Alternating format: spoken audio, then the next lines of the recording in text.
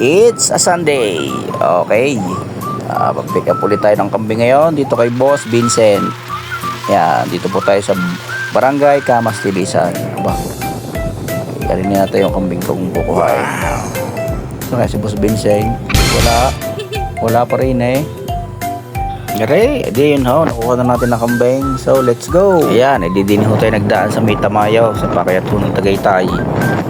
Yan, araw ho ngayon ng linggo. Dito ay pagkakalinggo, nung mababa pa ho ang gasolina, ay makikita nyo ho rin ang pagkakaraming mga nakaparadang mga motor. Lalo na ho din ay sa pagkurbang aray.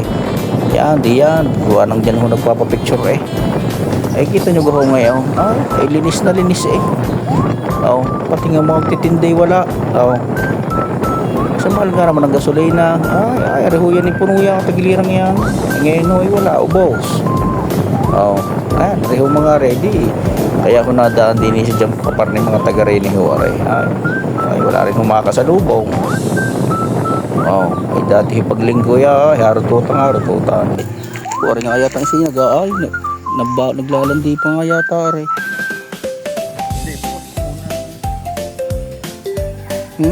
Namamasa ang ano? Kanya ho ang ari, basa.